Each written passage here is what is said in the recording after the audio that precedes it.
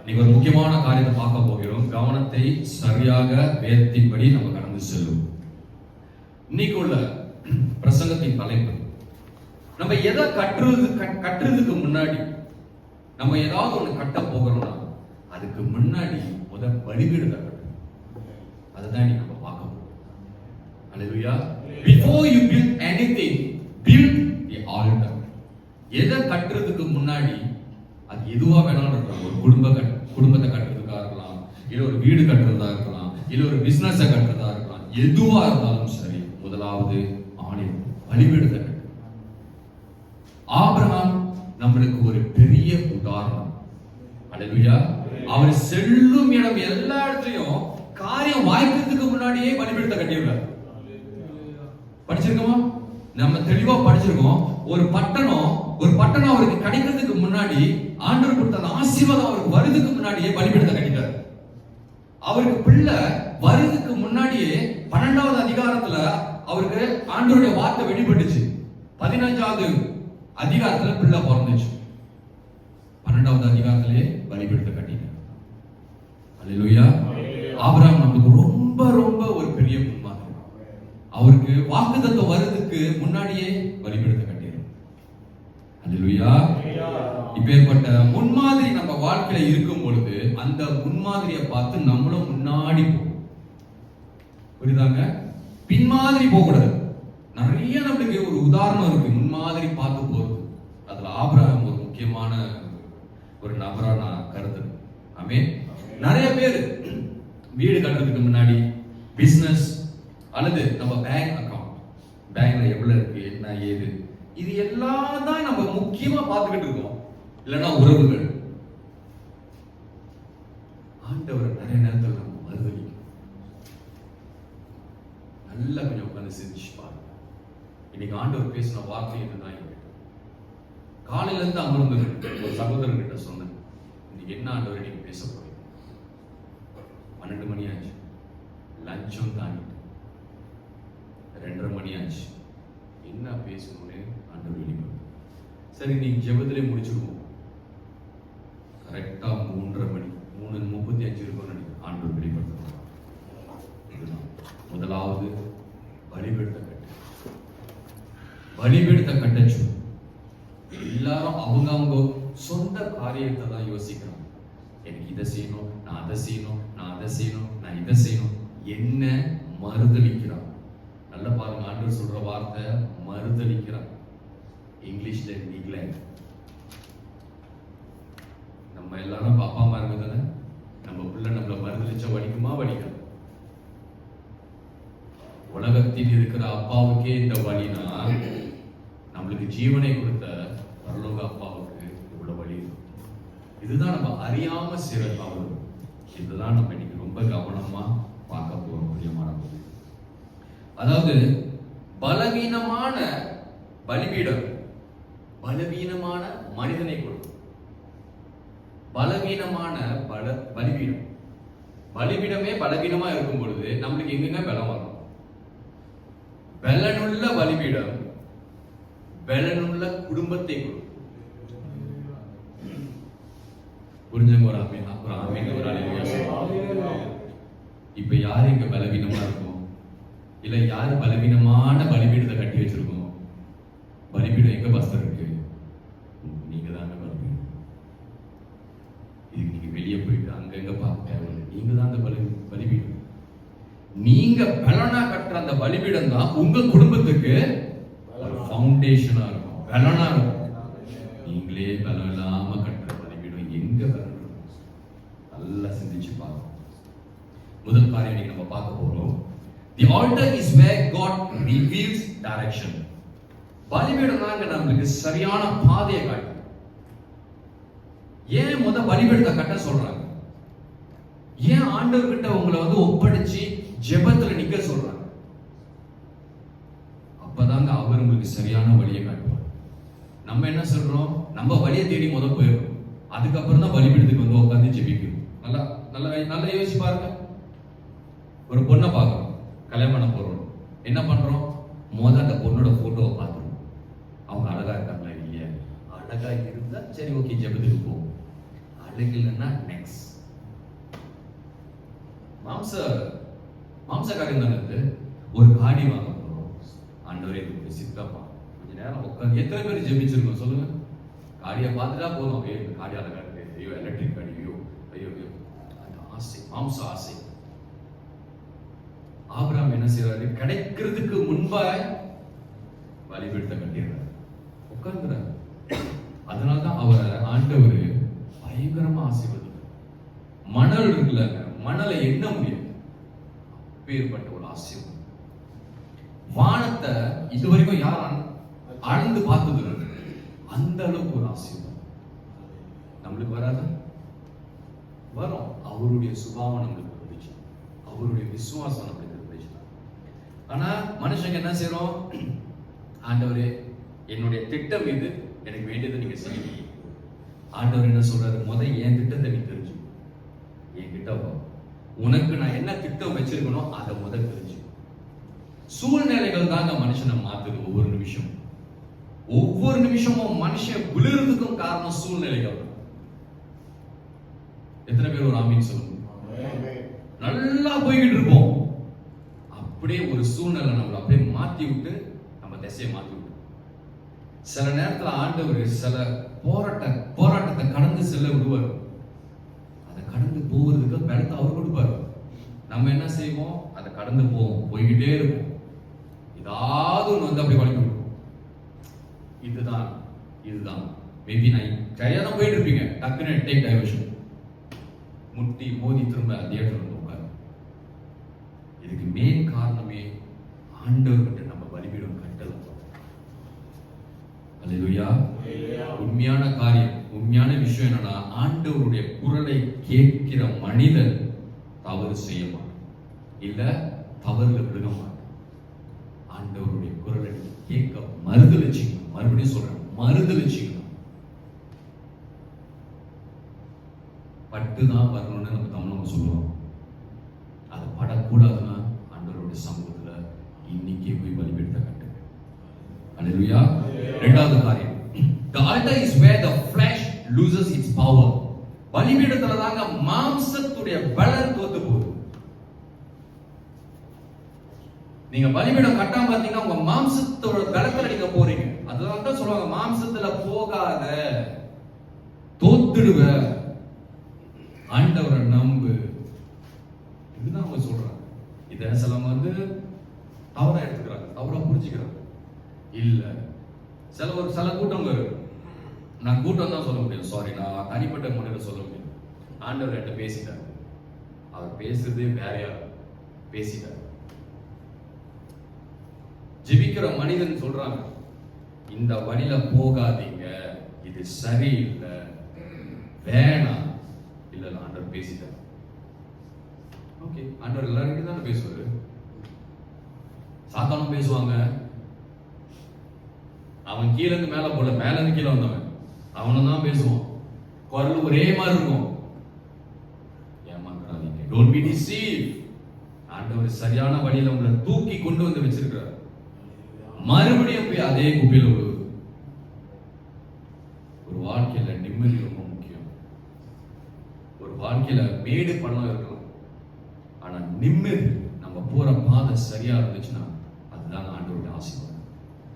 எந்த ஒரு வாழ்க்கையில நிம்மதி இல்லை, ஆனா மற்ற சந்தோஷம்லாம் இருக்கு, ஆனா நிம்மதி இல்லைன்னு நினைக்கிறீங்க பாத்தீங்களா, அது ஆண்டவருடைய சித்தம் இல்லாத காரியம்.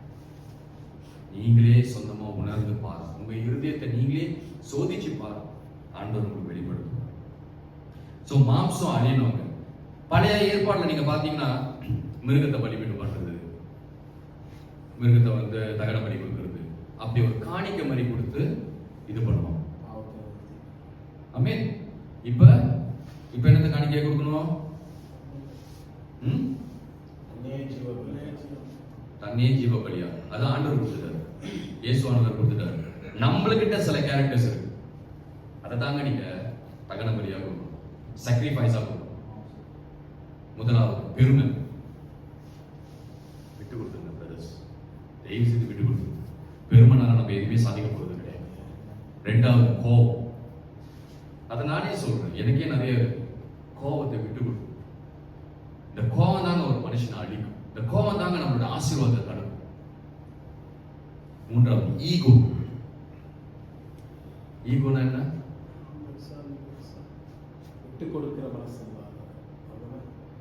கரெக்ட். பெரியாளா நான் பெரியாளா, நீ பெரியாளா நான் பெரியாளா, நீ அவனா நான் இவனா, நீ இந்த ஜாதியா நான் அந்த ஜாதியா, என்ன நான் சபைக்கு வந்தனா நீ வந்தியா, நான் லீடரா இல்ல நீ என்னத்துக்குங்க, நான் ஜீன்ஸ் போட்டேன்னா நீ புதுசா ஒரு இதுவாக கிளம்பி இருக்கு, அது ஏன் வெள்ளையா போட மாட்டீங்க, அது ஏன் கருப்பு போட்டு வரீங்க, ஏன் சட்டை ஏன் காசு ஏன் உடுப்பு, மானத்தை மாறிக்கிறதுக்கு தாங்க உடுப்பு. நம்மளா ஒரு கலாச்சாரத்தை உருவாக்கிக்கிட்டு அதுல ஒரு நடிப்பு நடிச்சுக்கிட்டு ஊரை ஆணையை ஏச்சுக்கிட்டு வீட்டுல ஒரு நடிப்பு வெளியே ஒரு நடிப்பு சபைக்கு வந்தா ஒரு நடிப்பு. என்ன பொறுத்த வரைக்கும் ஆண்டவர் உண்மையா இருந்தா போதும். எந்த மனுஷனையும் நம்ம திருப்தி பண்ணணும்னு அவசியம். அல்லேலூயா. மன்னிக்கணும். ரொம்ப கஷ்டங்க, ரொம்ப கஷ்டம். மாஸ்டர் மன்னிச்சிடுறேன், ஆனா மறக்க முடியும். இங்கிலீஷ் அதான் சொல்லுது, கையில கொடுக்குறீங்க. Forgive, I can forgive, but I can't forget. English அழகா சொல்றாங்க, 2 F இருக்கு. I can forgive, I can't forget. மன்னிக்க முடியுது பாஸ்டர், ஆனா மறக்க முடியும். அப்புறம் எங்க இருக்காங்க மன்னிப்பு? மன்னிச்சு மறந்துங்கிறது காரணம் என்ன சொல்றாங்கன்னா, நடந்த சம்பவத்தை மறந்துரு, நடந்துட்டு ஒரு ஒப்புரவா ரீகன்சைல் பண்ணணும்னு பாக்குறேன். அதான் அந்த ஈகோ அவங்க இறங்கி வரணும். எப்படி இருந்தாலும் ஆண்டவர் பிள்ளைங்க தான் இறங்கி போவாங்க. நல்லா நீங்க பாத்தீங்க. ஏன் சொல்லுங்க, இந்த வேதத்தை படிக்க ஆரம்பிச்சீங்கன்னு வைங்களேன், உங்களே அறியாம நீங்களே போய் விழுதுருவீங்க. இது எனக்கு நடந்த சம்பவத்தை நான் சொல்றேங்க. நான் வெளியெல்லாம் போய் யாரையும் பார்க்கல, எனக்கு நடந்த சம்பவத்தை. இவ்வளவு உச்சத்துக்கு மேல கோவம் அன்னைக்குன்னு பார்த்து வேதத்தை வந்து படிக்கும் பொழுது நானே படிச்சு முடிச்ச அப்புறம் சாரி நானே அதுதான். அதனால நான் அடிக்கடி சொல்லுவேன், பலிபீடத்தை நம்ம கட்டிடுவோம். மாம்சத்துல போனா முடியவே முடியாது. ஆமென். செல்ஃப் ரிலையன்ஸ், என்னால எல்லாம் முடியும். யார் தெரியுமா? மனுஷன் தானே, தாயின் கருவில தானே நீங்க வந்த, பூமியில இருந்து. இதெல்லாம் தேவையில்லாத சில காரியங்கள் எல்லாம் அப்படியே தகன பலி கொடுக்குற மாதிரி கொடுத்துட்டு வைங்க. அந்த மாம்ச காரியங்கள் முடிச்சிடும். பலிபீடத்தை கட்டும் பொழுது ஆண்டவர் நம்மளுடைய ஜெபத்துக்கு பதில் அளிப்பார். மூன்றாவது காரியம், the altar produce a legacy, not just success. பலிபீடம் தலைமுறைய உருவாக்கும். அந்த நேரத்துல மட்டும் உங்களுக்கு ஜெயம் இல்லை தருவாங்க, உங்களுக்கு மட்டும் ஜெயம் இல்லை, உங்க தலைமுறைகள், பிள்ளை பேர பிள்ளைகள் அப்படியே போய்கிட்டே இருக்கும். இன்னைக்கு நம்மள பாக்குறாங்க. ஆபிரகாம் தான் பிள்ளைக்கு ஒரு பெரிய ஒரு உதாரணம். எப்படி நீங்க சொல்றீங்கன்னா, அவர் எது செஞ்சாலும் ஐசக் பார்த்து தான் வளர்ந்தார். எதை செஞ்சாலும் ஆண்டவர்கிட்ட முதல் ஜெபத்துல தான் போறாரு.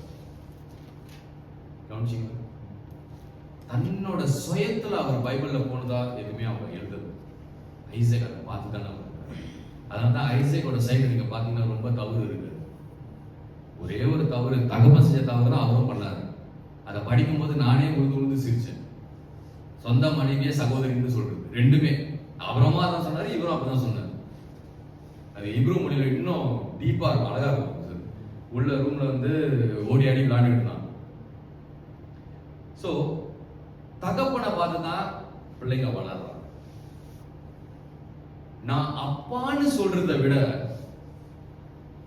என்ன படைச்ச அப்பாவுக்கு நான் உண்மையான பிள்ளைன்னு சொன்னா அதுதாங்க நம்ம பிள்ளைக்கு சரியான பாடமா இருக்கணும்னு நான் நினைக்கிறேன்.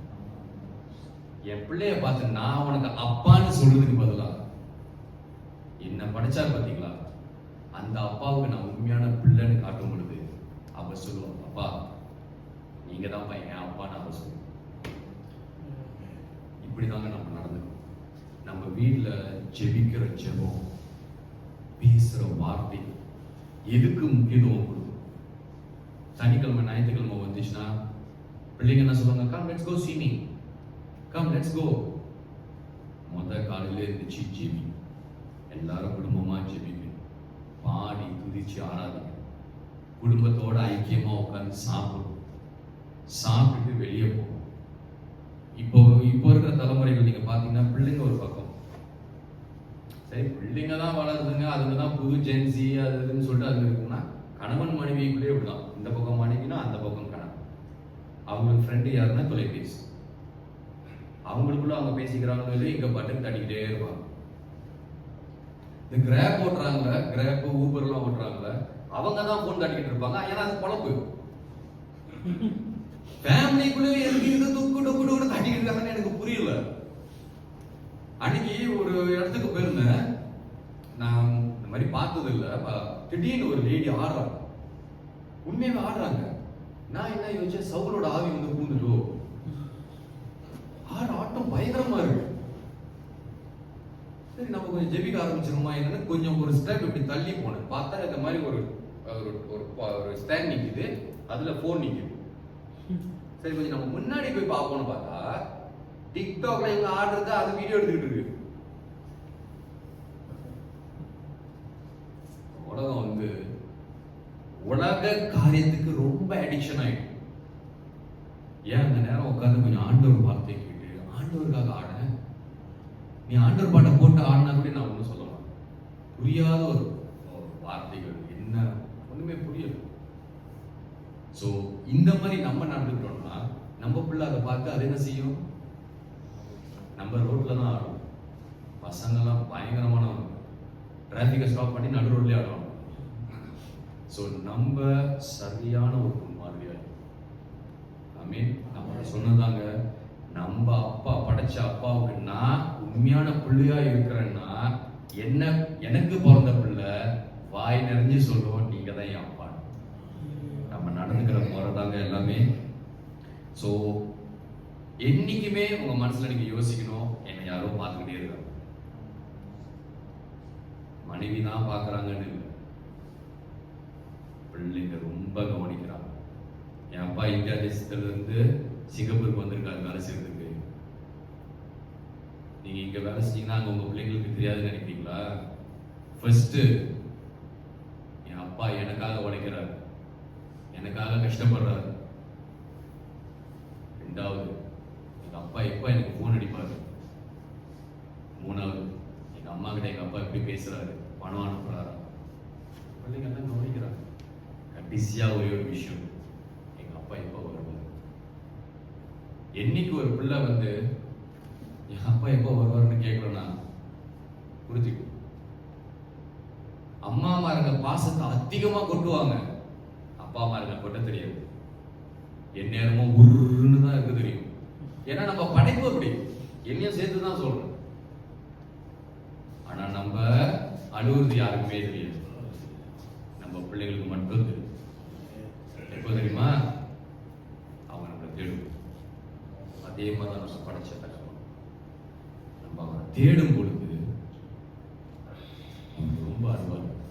ஐயோ என் பிள்ளை தேடுறாங்க, ஐயோ என் பிள்ளை அழுகுறாங்க, ஐயோ என் பிள்ளை கஷ்டப்படுறாங்க. நல்லா சிந்திச்சு பாருங்க.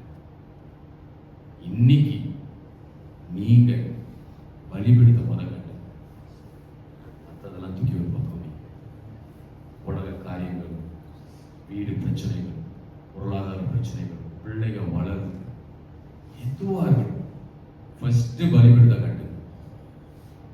அதுக்கப்புறம் ஆண்டவர் உங்களுக்கு கட்டுறத யாருனாலும் கட்டு. ஆமே பிரயோஜனமுள்ள பாத்திரமா இருக்குன்னு நான் ஏன் அடிக்கடி சொல்றேன் தெரியுமா? நம்ம மற்றவங்களுக்கு ஒரு பிரயோஜனமுள்ள பாத்திரமா இருக்கும். நிறைய நேரத்தில் அந்த மாதிரி இருக்க மாட்டோம். நிறைய நேரத்தில் உலகத்துக்கு நடிச்சுக்கிட்டு இருக்கும். கிறிஸ்தவர்கள் என்கிற போர்வைக்குள் நடிச்சுக்கிட்டு இருக்கும். அப்பேற்பட்ட நடிப்பு நமக்கு தேவை. ஏன்னா ஆண்டவருடைய வருகை சமீபமாக வந்துட்டாருன்னு வச்சுக்கோங்களேன், நீ நடிச்சா என்ன நடிக்கலன்னு அவ்வளோதான், முடிஞ்சிச்சு. சரியான பாதையில் நீங்க போகணும்னா உங்களை நீங்க ஆண்டவர்கிட்ட ஒப்படைச்சு எது செஞ்சாலும் அவருடைய பாதத்துல ஜெபத்தை வச்சிருக்கு. கர்த்தாவே, இந்த இந்த இடத்துல உங்களுக்கு நான் பலிபீடம் கட்டுறேன். நான் ஜெபிக்கிறேன். என் பிள்ளை விஷயத்துக்காக ஜெபிக்கிறேன். என் வீடு காரியத்துக்காக நான் ஜெபிக்கிறேன். எந்த காரியமானாலும் காரியத்துக்காக நான் ஜெபிக்கிறேன் அப்படின்னு சொல்லி நீங்க ஜெபிக்கும் பொழுது உங்களுடைய காரியங்களை ஆண்டவர் வாய்ப்பு. அல்லேலூயா. அப்படியே ஜெபிப்போமா? ஓ ரபா ஷிகா ஷீ குரு ஓ ஷிகா